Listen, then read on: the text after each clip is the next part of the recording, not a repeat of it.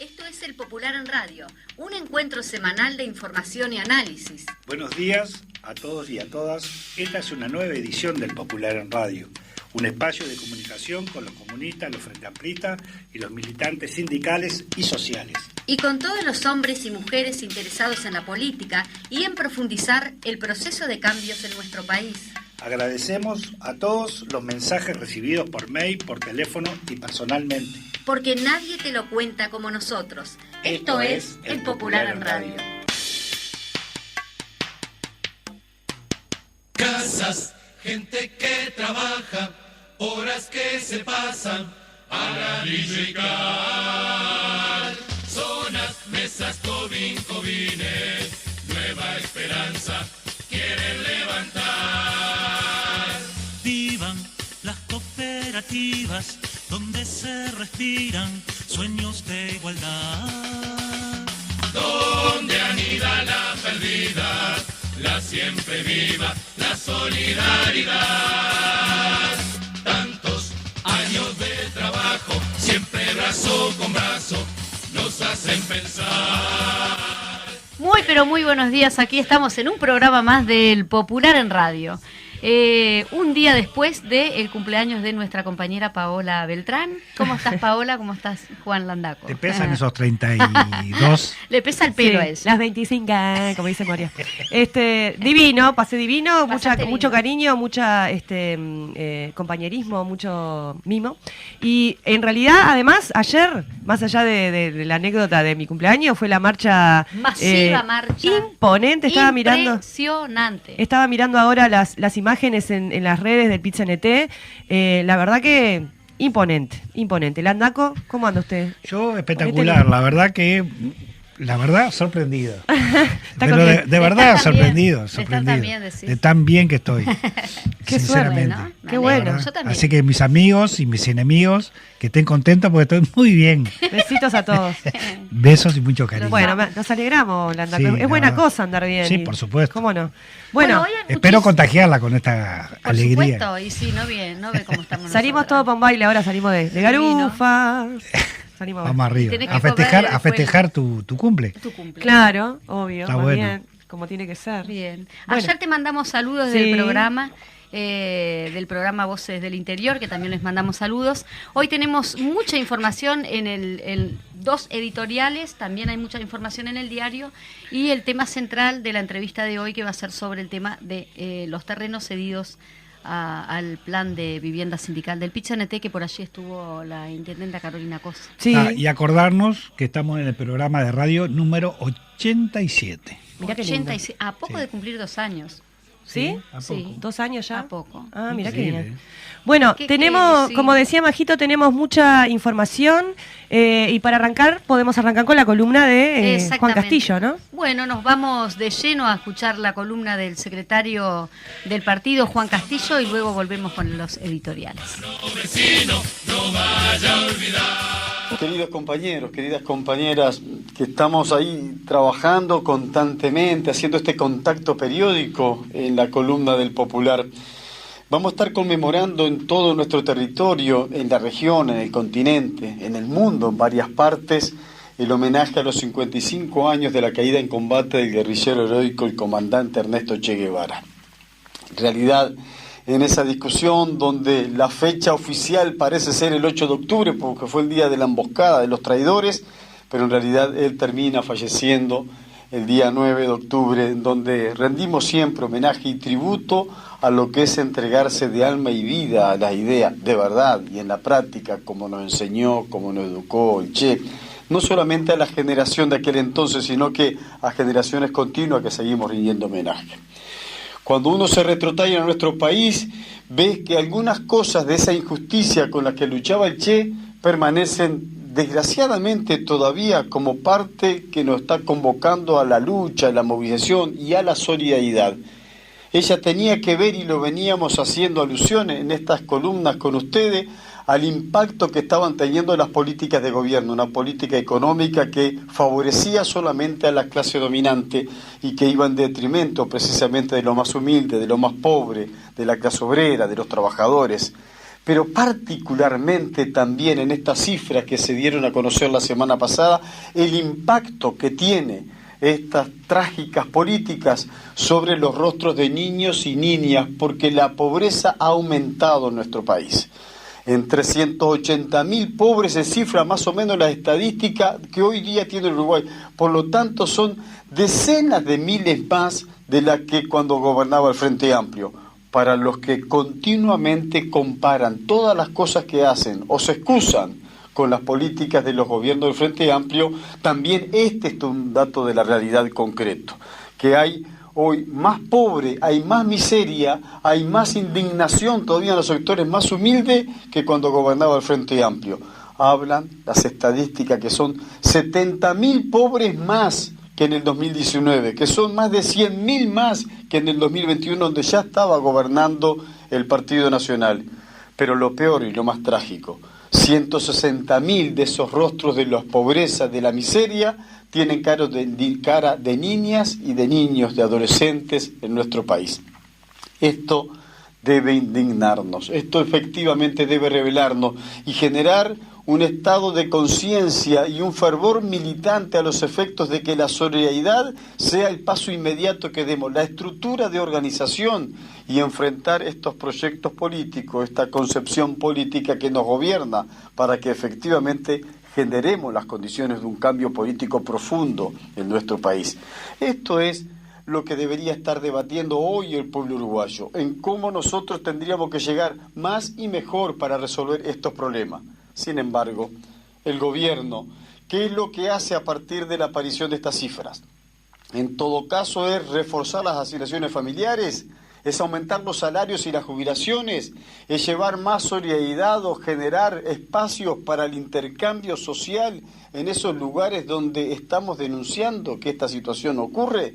No se le ocurre mejor idea que perseguir a las ollas populares, que perseguir a la solidaridad.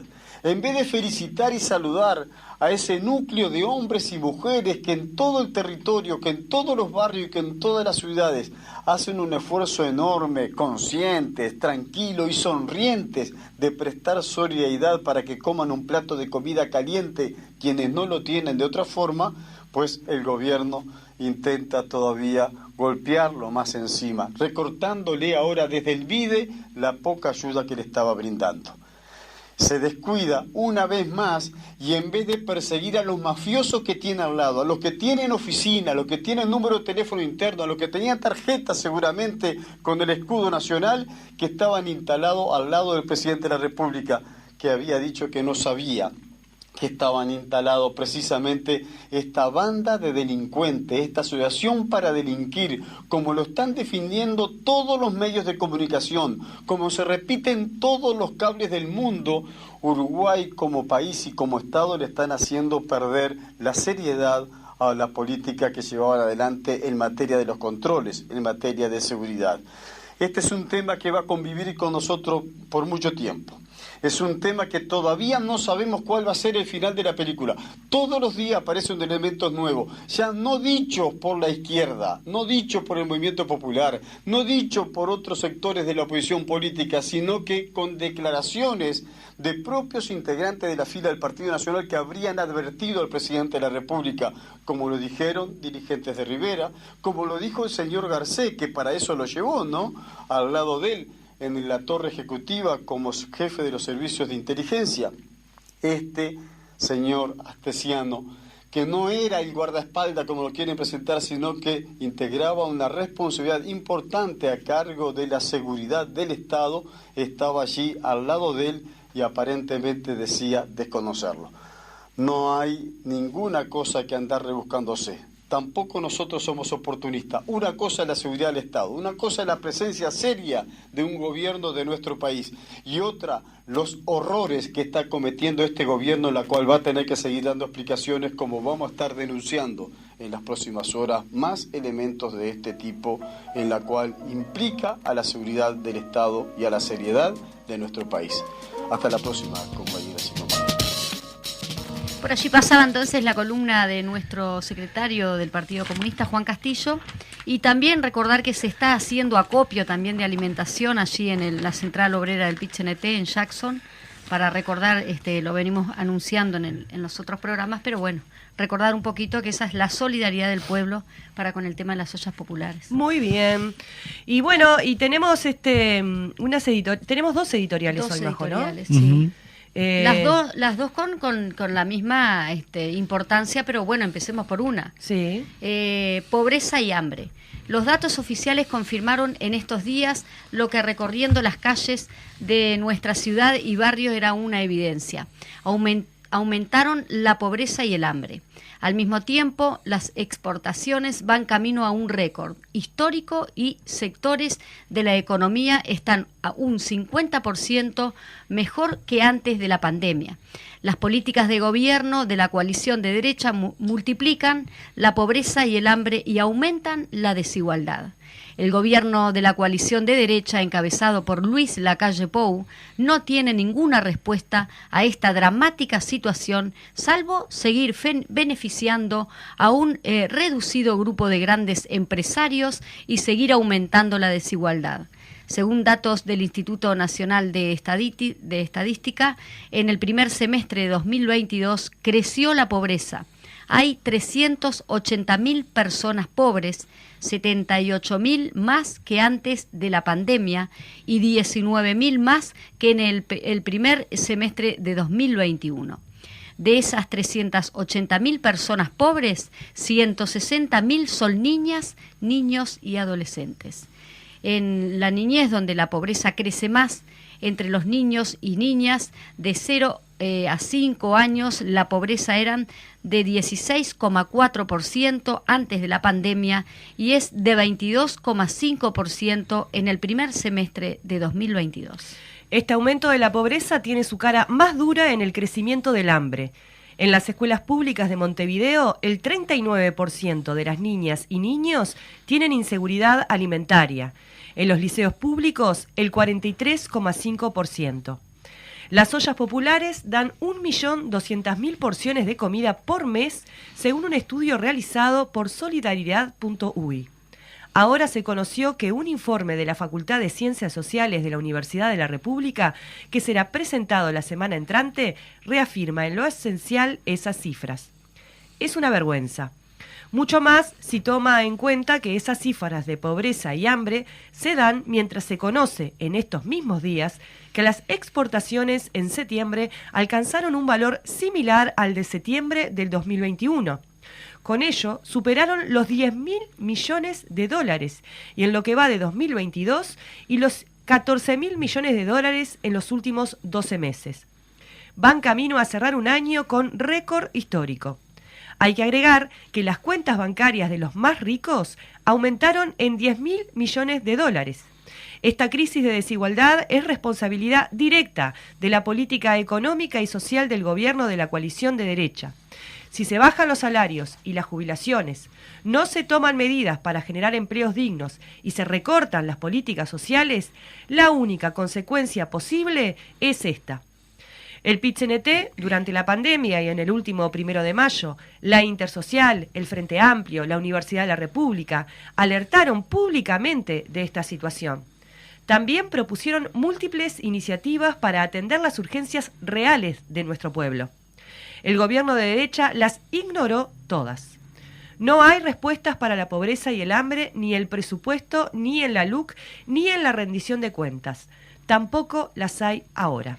En realidad, las respuestas ensayadas por el gobierno y sus voceros ante este drama son otra vergüenza. El Ministerio de Desarrollo Social, Martín Lema, en vez de hacerse cargo del aumento de la pobreza y el hambre, dijo que se intentaban construir un relato para cuestionar al gobierno y amenazó a la Coordinadora Popular Solidaria, que sostiene un número muy importante de las ollas populares, con denuncias penales. Lema tiene que hacerse cargo. Cuestiona las cifras brindadas por las ollas populares, pero el Mides no tiene propias porque no hace su trabajo. En vez de reconocer el sacrificio y el esfuerzo de miles de personas que se rompen el alma para dar un plato de comida a quienes no lo tienen, las hostigan y las atacan. En lugar de promover la solidaridad, el ministro Lema y el Mides la persiguen, la atacan y la amenazan. En el colmo del clasismo y las anteojeras ideológicas, el director de la Oficina de Planeamiento y Presupuesto, Isaac Alfi, dijo sobre el aumento de la pobreza que inexplicable el observador califica de estancamiento. No mejoró pese a las transferencias, hemos pensado en una explicación, pero no la tenemos. ¿Qué esperaban de promover la caída de los salarios y las jubilaciones y recortar las políticas sociales? La explicación es simple, señor Alfi. Es el resultado del modelo de desigualdad que usted y el gobierno de derecha implementan. Es el resultado de privilegiar a los Maya Oro. El PIT-CNT acordó con la Coordinadora Popular y Solidaria una campaña común para apoyar a las ollas populares. Está en el Parlamento un proyecto de ley impulsado por la MIL1 y apoyado por todo el Frente Amplio para asegurar la alimentación de todos los días de niños, niñas y adolescentes de la enseñanza pública. Se me perdió la última hojita. Ahí está. Hay que organizar la lucha para construir respuestas a esta grave situación social. No hay nada más urgente que la pobreza y el hambre de cientos de miles de nuestros compatriotas. El gobierno debe hacerse cargo. Por allí teníamos entonces la primer editorial, que en este caso se titula Pobreza y Hambre. Que tiene que ver justamente con uno de los temas polémicos de estos últimos días, ¿no? Que obviamente que esto de las ollas populares y del acorralamiento que le están haciendo no es nuevo, pero en definitiva es parte de la respuesta y la situación que se viene generando en estos últimos días que se están haciendo movilizaciones por parte de los que están llevando adelante esas ollas, ¿no? La coordinadora. El 11 de octubre se moviliza la coordinadora de ollas populares, rodeada de todo el movimiento popular. Salen de la playa, hoy tenemos de todo. Hoy nos pasa de todo. Salen de la Plaza de Libertad hasta la Plaza Independencia, así que, allí vamos a estar, ¿no? Lo decía el compañero justamente coordinador o vocero de las ollas populares, Pedro, a la izquierda late. Si les parece, vamos al otro editorial, que en este caso se titula La calle Pou, prisionero de sí mismo. Las constataciones de que una banda criminal de la que formaba parte el jefe del Servicio de Seguridad Presidencial, Alejandro Astesiano, conocido con el ilustrado apodo de El Fibra, operó en Presidencia de la República, penetrando las redes de datos de la Dirección Nacional de Identificación Civil y de Cancillería para dar, entre otras cosas, pasaportes uruguayos a ciudadanos rusos. Ha golpeado duramente al gobierno nacional y al presidente de la República, Luis Lacalle Pou. Cada nuevo dato que se conoce deja al presidente más mal parado y agrega gravedad a la situación. Ya dijimos y reiteramos que el Fibra no es el guardaespaldas, díscolo Lacalle Pou. A sugerencia de su padre, lo designó jefe de CCP, un cuerpo institucional como importantes atribuciones, como acceso a la delicada información del Estado. Por ello, creemos que no es preciso que se hable del caso del custodio presidencial. Nos parece más preciso hablar del caso de la banda criminal que operó en Presidencia de la República. Eso es lo que pasó. Hay una primera dimensión. Lacalle Pou está afectado en su imagen y en su credibilidad. Se desmoronó la sensación que transmitía de estar al mando. En la propia Presidencia de la República, una persona designada por él mismo y de absoluta confianza montó y operó una banda criminal con enlace internacional que expuso la seguridad del Estado. Pero además, el propio Lacalle Pou se hunde cada vez que habla. Empezó canchereando y mostrando su acostumbrada soberbia. Calificó de intachable al Fibra, afirmó que no conocía sus antecedentes y hasta intentó hablar de la presunción de inocencia.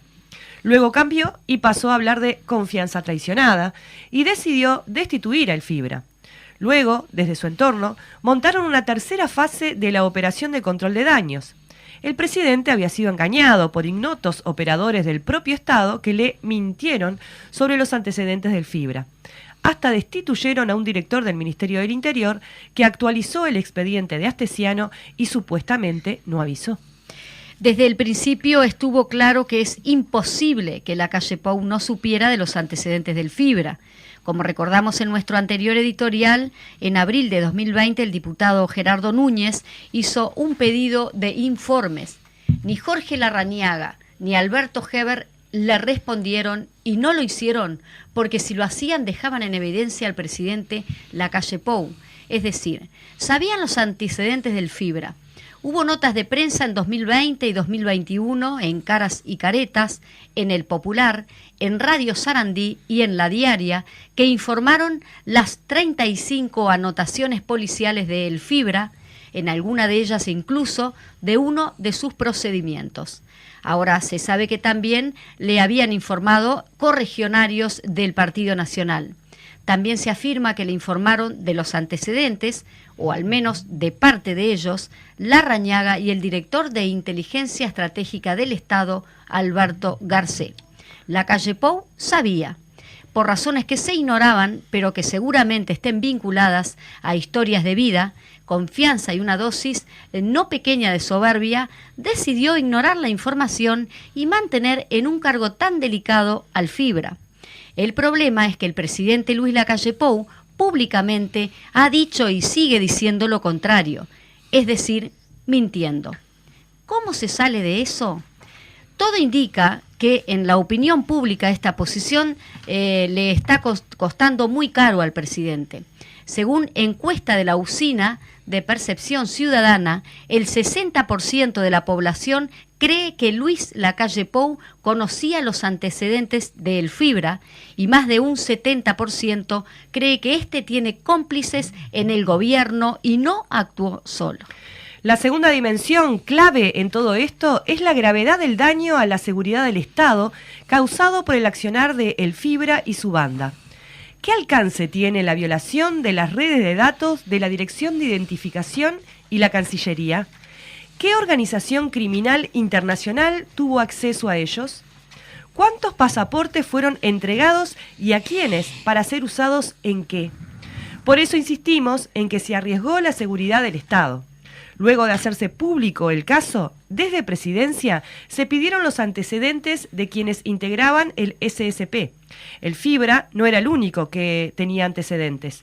¿Por qué no se hizo antes? ¿Se hizo antes y también se tapó? ¿Por qué? La investigación judicial continúa, pero no alcanza. Es necesario determinar con claridad el tamaño en el agujero de la seguridad del Estado y las responsabilidades políticas e institucionales. La bancada del Senado del Frente Amplio decidió convocar en régimen de comisión general a Rodrigo Ferrés, prosecretario de la Presidencia y responsable directo del SSP, a Álvaro Garcé, director de la Secretaría de Inteligencia Estratégica del Estado, y al ministro del Interior, Luis Alberto Heber. Será una instancia clave. Seguimos con el tema Luis Lacalle Pou, prisionero de sí mismo, se titula justamente este editorial. Y bueno, hay muchas incógnitas, interrogantes sin ser respondidas, o que mejor dicho el presidente... No, igual de todas maneras se sigue destapando el tarro, digo, y cada vez la cajita de Pandora se abrió y ahora es insospechable las cosas que pueden ir apareciendo. De hecho, también está involucrado el secretario de Presidencia de la República, ¿no? Porque también en plena pandemia, donde las fronteras estaban cerradas, también con un salvoconducto que fue firmado también por Álvaro Delgado, ¿no? Por Álvaro Delgado, sí, que tiene que ver que un matrimonio, dos rusos que son parte también de la banda, por llamarlo de alguna manera, del cuerpo delictivo de uno de los custodias, ¿no? Y siguen cayendo. Digo, porque en definitiva, digo, es cada vez que se va investigando y van agarrando a uno, a otro, pero tiene que ver con la gravedad de esta situación, cómo pone al país en general. Un pasaporte del Uruguay que era uno de los mejores vistos, hoy la verdad se vino por tierra todo eso. Pero a su vez, todo lo que uno se puede estar imaginando, ¿no? Y estos son opiniones políticas o opiniones que uno puede tener de sentido común, que también digo, ¿para qué querían los pasaportes? Porque también se está manejando de trata de blanca y se está tratando también de gente, de rusos que estaban vinculados o buscados por la justicia, donde con ese pasaporte no pueden ser extraditados. Entonces, es una gravedad, pero todo eso salió de la Presidencia de la República, como también se dice, claro, como se dice en el editorial, con un tipo que le dan la máxima confianza, que ahí, a ver, hay algo mucho más grave que todo eso, porque uno no puede tener confianza ciega en una persona de esa magnitud cuando tiene tantos antecedentes. Esa es una del sentido común. Si no, se estarán pagando también algunos otros favores que se hicieron muchos años atrás, ¿no? Digo que también uno es viejo, ustedes son jóvenes, pero yo me acuerdo también de algunas secuencias del gobierno de la calle Padre, también donde ahí pasaron algunas barbaridades, que bueno, habrá que ver si las investigaciones tienen algún contacto con eso. Y por otro lado, y con esto cierro, el gobierno también tenemos que estar atentos a la población y los comunicadores. Y hago un llamado también a los periodistas, a los profesionales periodistas, buenos periodistas, que también pongan la información, no opiniones, la información correcta arriba de la mesa, que tiene que ver con esta catarata de humo que también se está poniendo, que son graves, el tema del Mides, pidiéndole a las ollas populares o a las organizaciones sociales que le den datos, que hagan el trabajo que tiene que hacer el Estado. ¿tá? Porque el Estado los expulsa, el Estado no les da trabajo, no genera trabajo, o por lo menos o se raja las vestiduras, que ahora después no es el tema, pero hay algún miembro del PCNT acá, con el tema de los jornales solidarios, que eso, a ver, eso no es una salida laboral. Eso no es. No. Si bien es cierto que de repente pagan el aporte al BPS como trabajadores, no es un trabajo digno. Esa es la realidad. Es una salida que sinceramente para que, la verdad, 15, no sé cuánto en la mano agarran, si agarran 10, 12 mil pesos o 15 mil pesos, es vergonzoso. ¿Es mejor que nada? Y bueno, sí, capaz que es mejor que nada. Pero eso también indica que la franja laboral bajó, pero ¿cuál es el trabajo que le están dando? Entonces, toda esa realidad, nosotros como ciudadanos comunes tenemos que estar al tanto de eso y pelear por trabajo digno, justo, que la gente tenga trabajo y como dicen mucho, en general la gente va a comer en su casa, con su familia, con el núcleo familiar, y realmente las ollas estarán para otros que realmente cuesta, porque siempre hay un cinturón de la ciudadanía y nuestra población que vive en la calle, que es difícil poder que viva en familia. Bueno, sí, hay que atenderlos. Bueno, hay que resolver eso. Bien, estamos medio como ahí, al borde del precipicio. Tenía mucho para Acá decir. tenemos la derecha multiplica la pobreza y el hambre. Tenemos algunas estadísticas que rompen los ojos, que invitamos que vean también el Popular. Sí, me parece que sobre todo lo que queda en evidencia con todo esto que está pasando, cuando hablamos del modelo de desigualdad, el modelo de exclusión y la cuestión de clase que hay de fondo, ¿no? Vemos todo un entramado no sé si es corrupción la palabra, pero delictiva, ¿no? Porque ahora mirábamos las declaraciones de Delgado que decía, bueno, fueron miles las entradas que firmamos para que entrara la gente. O sea, el nivel de cinismo y de... Sí, o sea, sí. es cuando uno ve siempre la viga en el ojo, ¿cómo es que dicen? La paja en el ojo ajeno, pero no la viga en el propio. La columna. Y eso es deliberado, porque es evidente que es deliberado. Y por suerte, a pesar del blindaje mediático, la gente se está dando cuenta de que hay algo ahí raro, porque la usina de percepción ciudadana muestra un 60%, 70% que dice, ¿cómo no vas a ver el presidente?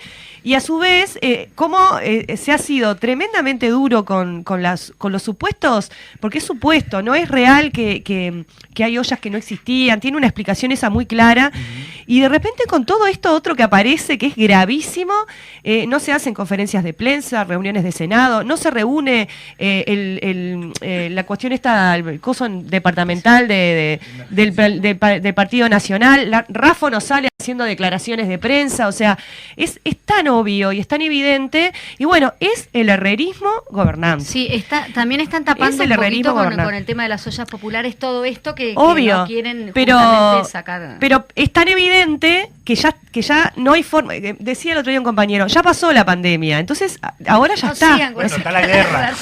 Claro. Ahora el problema es la Estamos guerra. Estamos pasadito. pasadito, pero a mí igual Sí. no quiero ir a la pausa sin mencionar la masiva marcha que tuvimos en el día de ayer, que convocó UDELAR, pero que estuvieron todos Ahí los está la gremios de la respuesta. educación. Ahí Así está la respuesta del pueblo, ahí es, está tenés falta de respeto, pueblo atropello movilizado. y insistencia Muchos en querer. jóvenes, Sí, principalmente, jóvenes, que divino. Sí, muchos jóvenes, Arriba la juventud. estudiantes, Sí. conjuntamente con los profesores, la verdad que estuvo fantástico. Que vivan Sí, los que estudiantes. vivan los estudiantes. Nos vamos al corte y volvemos vamos. con nuestro invitado, que ya lo tenemos por aquí en los estudios.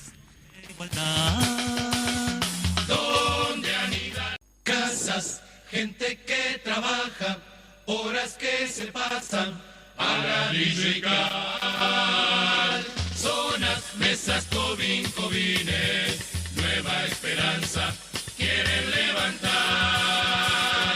Vivan las cooperativas donde se respiran sueños de igualdad. Donde anida la perdida, la siempre viva, la solidaridad. Tantos años de trabajo, siempre brazo con brazo. ¿Qué Vamos. tenemos acá? Muy bien, volvimos de la pausa. Qué lindo, Fede, Sorpresa, ahí sorpresa. sorpresivamente. Suerte que estamos atentos. Muy bien. Vamos de lleno, como decimos, como nos gusta decir, así le damos toda la media hora a nuestro invitado, que ya lo tenemos por aquí en los estudios. Él es Eduardo Burgos y es justamente integrante del directivo del Plan de Vivienda Sindical. Buenos días, Eduardo, te damos la bienvenida. Y vino acompañado también. Sí, Siempre vienen Compañeros, acompañados. Siempre vienen los compañeros. acompañados. estamos cerca. Como corresponde.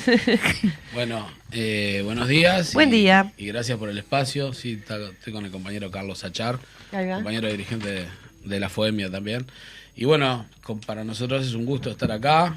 Creo que es sumamente importante poder difundir lo que se está conquistando luego de muchos sacrificios, de los cuales muchos hemos pasado penurias, pero bueno, cada vez que se entrega una llave, que se sortea una llave o que se entrega una casa, es esa la alegría más importante que podemos sentir de cumplir el sueño como iniciamos allá en el 2010, haciendo los sueños realidad, y creo que el programa de vivienda sindical llegó para eso.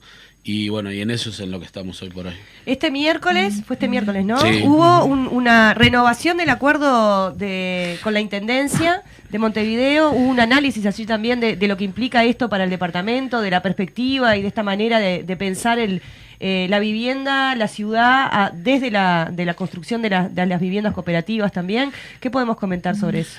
Bueno, primero que nada, también esto es un acuerdo que se va a firmar entre la Intendencia y el programa de vivienda sindical del PIT-CNT, marcando que aquella idea que teníamos de que los trabajadores sindicalizados pudiéramos acceder a una vivienda, y es una idea que resurge a través del movimiento sindical explícitamente, la Intendencia la toma, ¿no?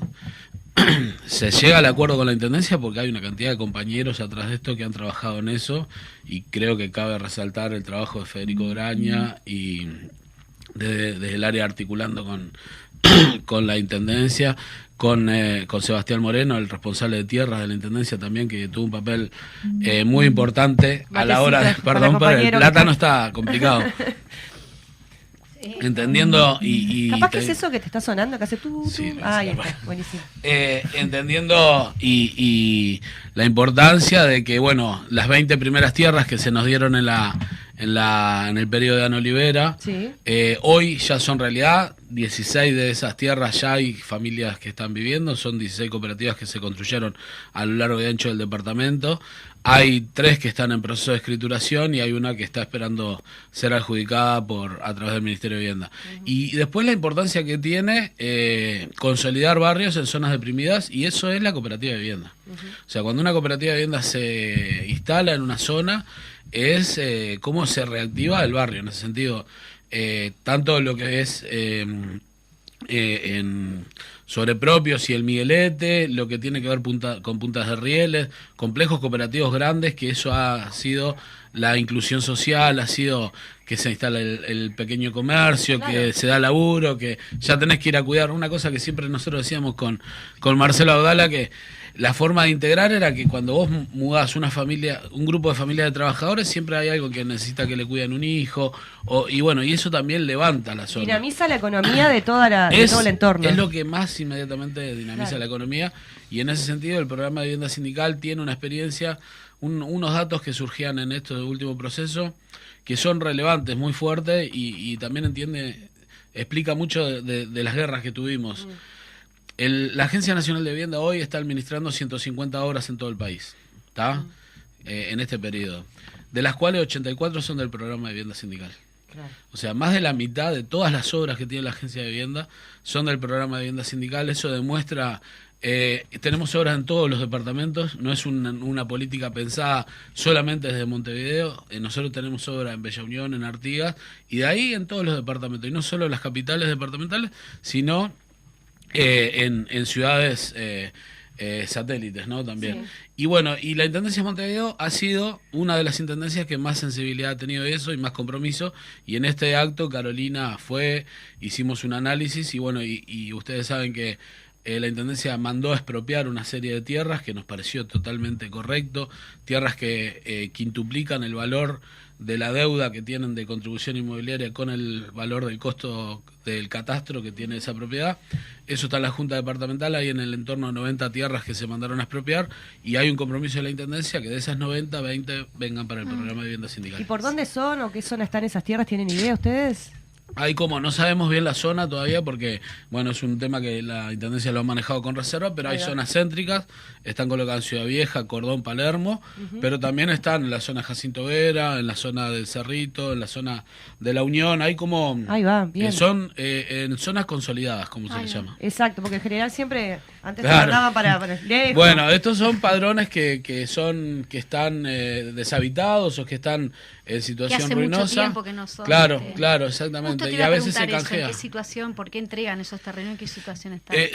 Son deudas grandes que tienen esos padrones con la Intendencia, y eso le permite a la Intendencia hacer un proceso de expropiación, pero no que esa expropiación pueda ser para generar, para recaudar. Claro. El compromiso es se expropia para darle un fin social, y en este caso se están explorando lo que son las cooperativas de vivienda con todas las organizaciones que nuclean el movimiento cooperativo, y bueno, 20 de esas 90 tierras está el compromiso que sean para nosotros. Qué bueno. Sí, vos decías recién, Eduardo, la sensibilidad de la Intendencia Carolina Cose. Yo también le sumo que no es solo, o por lo menos de mi punto de vista, no es solo sensibilidad, sino también una decisión política, también en un marco de que en este caso el gobierno departamental toma. ¿Cómo desde el gobierno nacional, qué apoyo viene teniendo en lo que tiene que ver con el apoyo a lo que toma la vivienda sindical en sí, en este último periodo, ¿no? Nosotros el principal problema que tenemos es con economía. Yo digo, a pesar de que tenemos muchas diferencias ideológicas no es con vivienda, con quien dirige el gobierno, a nivel del Ministerio de Vivienda, es un ministerio que está abierto al diálogo y que en particular con las cooperativas del programa de vivienda sindical ha tenido una respuesta de solución, de diálogo, pero claro, cuando vos no tenés plata, claro, es eso, ¿no? Ustedes tienen que saber que en el primer periodo de gobierno no hubo sorteos, no hubo escrituraciones de cooperativas en los primeros 8 meses de gobierno, con la excusa de la pandemia y todo, pero o sea, hubieron miles de cooperativas de viviendas que quedaron sin ejecutar ahí. Nosotros llegamos a tener 40 cooperativas en lista de espera para escriturar, y luego de mucha negociación y mucha conversación con las autoridades del ministerio, en un momento llegamos al acuerdo de que se iba a armar un cronograma, y bueno, ese cronograma está dando resultado y se viene cumpliendo bastante rigurosamente, de que entre 3 y 4 cooperativas nuestras están escriturando mensualmente desde lo que fue desde diciembre del 2020 hasta ahora, ¿no? Y bueno, y en eso, pero como se lo decimos acá, es el herrerismo dirigiendo las políticas económicas. Nosotros, si bien son todos parte de una coalición, pero cuando la caja la tiene uno y es el que toma las decisiones, es muy difícil negociar. Se lo hemos planteado a la ministra, lo hemos planteado en distintas instancias, de que en realidad lo que tiene que haber es mayor presupuesto para vivienda. ellos están haciendo un juego que sabemos que el 2023 y el 2024 van a liberar más dinero, está como bueno, previo a la campaña electoral, pero está, es un tema de que por un lado está expresa la voluntad política a través del Ministerio de Vivienda de hacer casas, pero después no se concreta porque no hay plata, realmente eso es lo que está pasando. ¿Qué incidencia tiene? Sabemos que la rendición de cuentas pasó de diputados ahora al Senado. Lo habíamos hablado en otras Con oportunidades, Eduardo, en otros programas, Sí. en lo que es el presupuesto justamente para vivienda. Para vivienda. Sí, hubo un recorte muy grande en lo que tiene que ver con el presupuesto para vivienda. Parte de esa lógica que aplicó el gobierno cuando que la pandemia le vino ideal, ¿no? Y que es como un recorte que quedó para siempre. Hay un recorte muy grande que está denunciado por nuestros compañeros en el Parlamento. Nosotros hemos hecho 2 movilizaciones reclamando mayor presupuesto para vivienda y eso no se está viendo reflejado. En realidad, por ahora lo que se viene haciendo son sorteando e inaugurando viviendas que vienen del periodo anterior, ¿no? Eso es una de las cosas.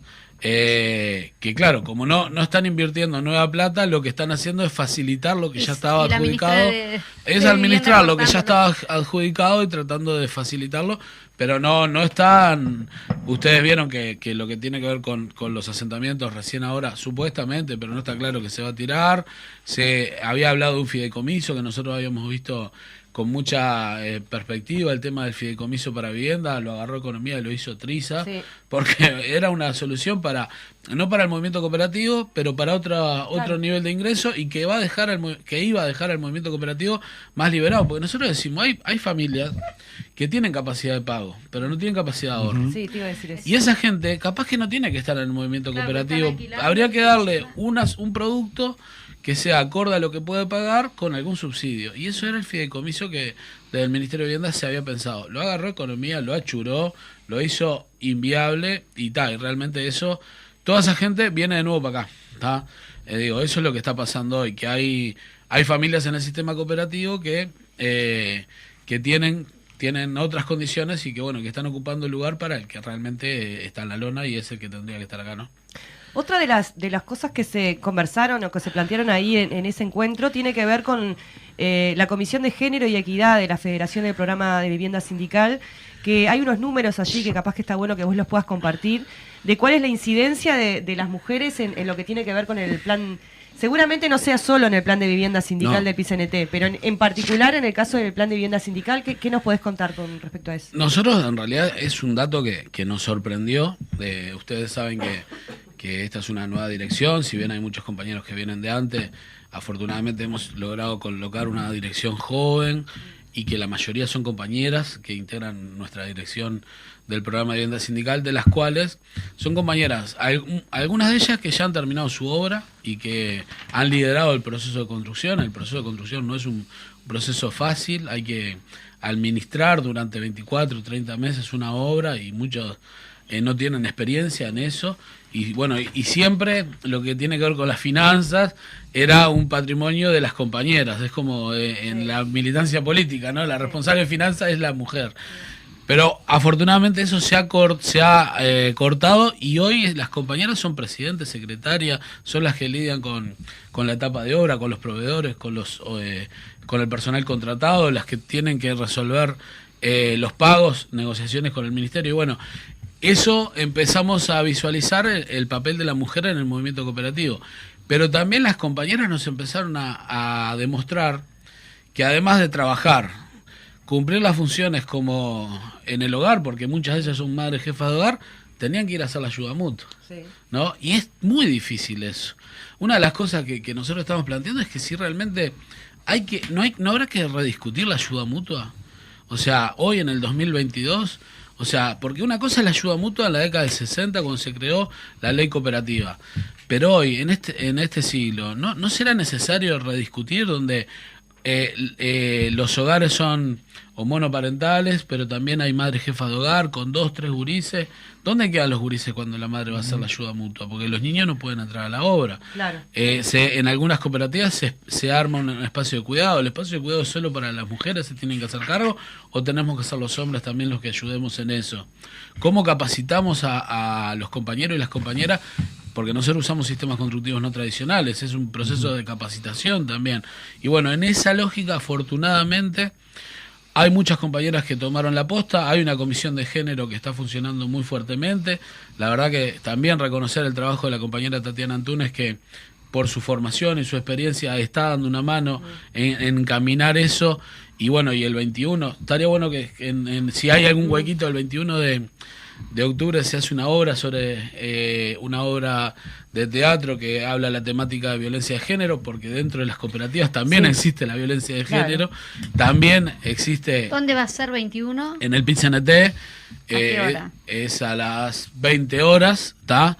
Les pasamos la invitación, Sí. la están procesando, es con la actriz Eleonora Barca, y es sobre esta temática justamente, ¿no? Nosotros estamos abordando en muchas cooperativas el tema de la violencia de género, porque estamos también fomentando que se denuncien, porque hay directivas que se pasan de vivo, porque hay trabajadores que se pasan de vivo, porque los hombres lamentablemente nos pasamos de vivo, y bueno, y eso es todo un tema que como que se está visibilizando ahora mucho más, y en esa lógica la Comisión de Género está como muy potenciándose mucho. Por suerte y porque se ha trabajado para eso, Sí, ¿no? sí, sí, el 90% de las horas trabajadas en las obras del plan de vivienda sindical son mujeres. Sí, no, yo dije por suerte, pero Sí. la verdad que está mal expresado por suerte. reivindicación. Porque hay un trabajo Por lucha. continuo, obviamente, de reclamo, que bueno, obviamente que es Sí, evidencia que uno, como varón, tiene que cambiar muchísimo. Sí, sí. Entonces, esa es la realidad. No, quería preguntarte, más o menos, desde que se inició el plan de vivienda sindical, ¿cuántas soluciones habitacionales más o menos pudieron ir conquistando hasta ahora? Porque creo que la cifra es una cifra, un número importante, ¿no? Mirá, este mes llegamos a las 2.000 viviendas entregadas. Ujú. Y hay 4.300 en obra, en realidad. Tuvimos muchos atrasos porque como todo nuevo costó mucho, hubo reglamentaciones del gobierno que fueron totalmente en contra de la solución habitacional. Nosotros, eso es una diferencia que tuvimos en los periodos anteriores, hubieron medidas que fueron totalmente conservadoras y realmente... en vez de ayudar a que... Una cosa, vos conocés algo de construcción y... las cooperativas nuestras, hay una exigencia del Ministerio de Vivienda de 2 periodos atrás, que plantea que para construir una pared tenés que tener el 100% de las plateas hechas. En cualquier proceso industrial de montaje, vos vas haciendo platea y vas levantando paredes. Eso generó que se desfinanciaran muchas cooperativas. El gobierno anterior flexibilizó un poquito y ahora estamos como también flexibilizando, pero sigue esa ahora nos piden el 50%. Pero son cosas, medidas que en realidad lo que atentan es que el proceso de obra se haga rápido, ¿tá? Y cuando los fondos son tan escasos y vos tenés que hacer para que te paguen y todo el sistema de andamiaje de las cooperativas, son cosas que han demorado mucho. Ahora está como que se hizo un embudo y este mes sorteamos 4 cooperativas. Y el mes que viene 4 cooperativas más. Cuando digo sorteamos la llave, ¿no? Son 138. Pero lleva todo un laburo Cuando se sortea es que tenés que tener construcción más y todo. del 95% de la obra terminada, Ahí va. ¿tá? Y te sortea la llave que lo que dice es la vivienda 3 es para María José, la vivienda... Ojalá. Ojalá. Están todos invitados y ahora Ahora, estamos... la Intendencia cede estos terrenos que son 20. Para eso también se necesita el presupuesto, como vos decías, para construir eso. Ya. Bueno, ¿De dónde va a salir? Bueno, ojalá que revertamos la situación y que estas políticas puedan ser derrotadas en su momento. Ahí va el momento ¿tá? que tenés como que... No, por supuesto, estos terrenos que se están otorgando ahora hay que armar la cooperativa, el terreno tiene que ser entregado en custodia a la cooperativa, luego entras a un bolillero, ese bolillero necesita, ahora volvimos a los 2 sorteos anuales que durante los 2 primeros años de gobierno se habían recortado, había sido un solo sorteo. Ustedes tienen que saber que para que la cooperativa llegue al préstamo tiene básicamente 2-3 años antes de empezar a trabajar. ¿Tá? Y ahora más, porque como hay menos plata, cada vez te piden más papeles, porque hay como chicanas burocráticas que lo que hacen es que vos demores cada vez más. Nosotros tenemos 2 proyectos que son para nosotros en Montevideo emblemáticos. Uno es el proyecto de mercado modelo que va a permitir... Ahí estoy yo. Mirá Yo qué estoy bueno. sí, Bueno, sí. bien. Bueno, unas cooperativas muy lindas, esas muy combativas, muy comprometidas. Digo, la verdad que las compañeras que son, y hay algunos compañeros pero que son las que más están en la dirección, están recontra Sí, activas. cooperativas y tienen, la verdad que felicito ese laburo. Ahí también, o sea, necesitamos que se apure el otorgamiento, que la Intendencia, y sabemos que ahí hay voluntad de Sebastián Moreno, de la Intendenta, de dejar de planificar tanto y decir, bueno, esto es para esto. Nosotros necesitamos que antes de diciembre, el otro día lo hablaba con Nadia y con Nancy, decir, bueno, tenemos que apretar que esos terrenos vengan antes de diciembre, porque en diciembre hay un llamado. Si vos no tenés el terreno en custodia, quedás para el año que viene. Claro. ¿Tá? Y después el otro proyecto en la Bahía del Cerro, ¿tá? Allá donde era el complejo Bahía, que son 188 familias que van a poder acceder a vivir en la Bahía del Cerro. Es una cosa que nosotros siempre reivindicamos, ¿por qué los trabajadores no podemos vivir en la franja costera, no? Y digo, la verdad que siempre esto se lo dejamos al mercado inmobiliario. Bueno, ahí hay 5 cooperativas ahí y también estamos peleando contra la burocracia y esas cosas. ¿Cómo se hace para entrar al modelo, a tener una cooperativa? Cooperativas del programa de vivienda sindical. Me parece que está bueno explicarlo para la gente que está escuchando. ¿Cómo se hace? Ahí se puede llamar al PIT-CNT, interno 119, que están los compañeros de la Secretaría Técnica. 409-6680, creo que es. 409-6680, interno 119, ahí está Marcelo García, es el compañero que está a cargo de eso. Nosotros estamos actualmente armando cooperativas, hemos como empezado de nuevo a armar a raíz de estos terrenos y de otras cosas que estamos haciendo.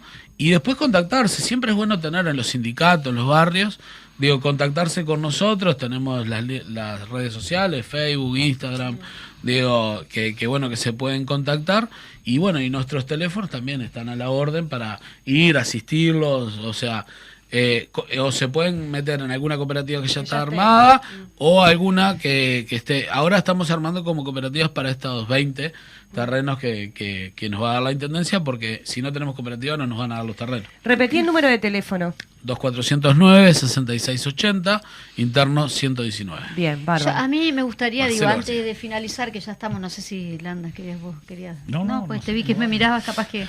Vamos capaz bien, que como vamos para bien. cerrar. No sé, que nos comentes un poquito, porque independientemente de lo del plan de vivienda sindical, sabemos que estás permanentemente ahí en la Central Obrera, en el PIT-CNT, y quizá nos podés comentar un poquito de cómo está el tema de la organización del acopiado de alimentos para las ollas populares. Bueno, ahí, ustedes saben que hubo una reunión entre el secretariado y la coordinadora de ollas, eso está a cargo de los compañeros de organización, o sea, nosotros, también una cosa que nosotros como Federación del Programa de Vivienda Sindical nos reunimos los martes, este martes vamos a suspender la reunión para acompañar la movilización de los compañeros de ollas, creemos que es una movilización que hay que estar y que además es como un compromiso moral, porque están pegándole a los más débiles, y en eso no nos puede temblar el pulso ni distraernos. Todo lo que tengamos que hacer el martes hay que suspenderlo y estar ahí, porque también el gobierno, además de que es una cortina de humo que están generando, también lo que está haciendo es meter a las Fuerzas Armadas en un tema que era social, y ellos, eso no está bien, no va a terminar bien. No, yo no soy un antimilitar, por ejemplo. Creo que también en las Fuerzas Armadas muchos de ellos a veces capaz que terminan yendo a comer a las ollas. Claro que sí, y viven en asentamientos. Viven en asentamientos y son vecinos nuestros. Pero el problema son los mandos, siempre.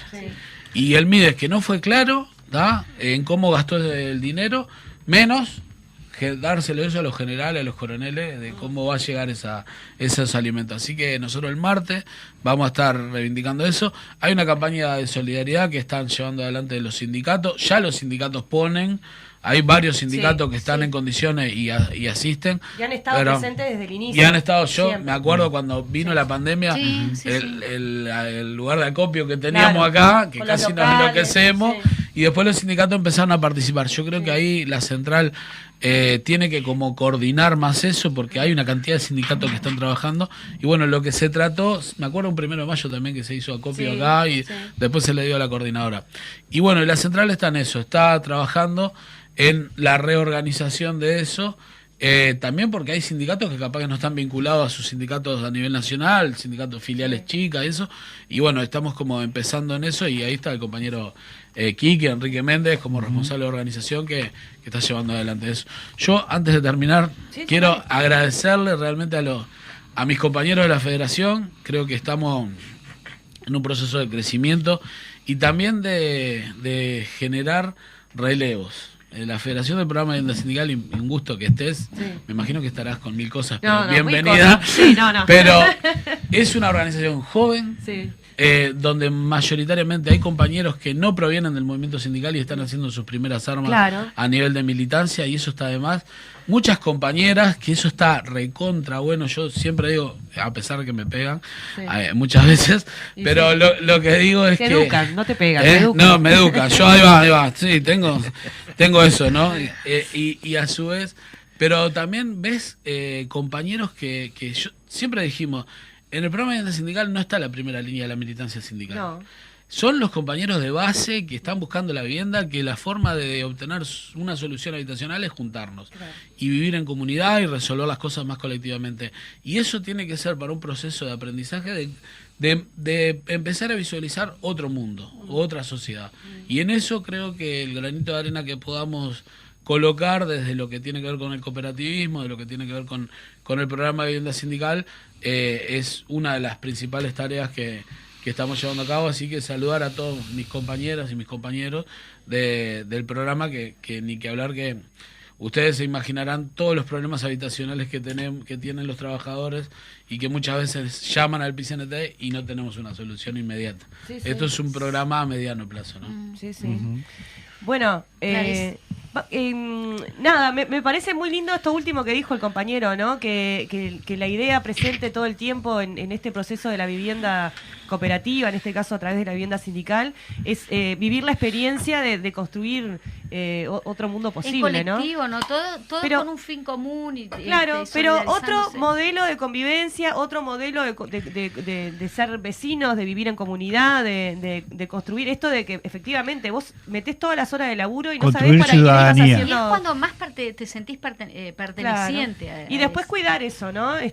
Decía la canción que poníamos al principio, que los salones comunales no queden a oscuras, ¿no? O sea, mantener después la llama dentro de esas cooperativas de vivienda, de lo colectivo, de esa cosa inicial, ¿no? Acá yo no una quiero- cosita sí, también sí. que también está bueno, para que ustedes... esto tiene también un trabajo técnico de asesoramiento, Sí, que sí. también tiene esa lógica. Jóvenes, recién recibidos, pensando otra forma de hacer cooperativismo, y en eso también, porque ustedes sabrán, con Juan nos conocemos hace años, era bravo trabajar en el programa de vivienda sindical, Sí. 2014-2015.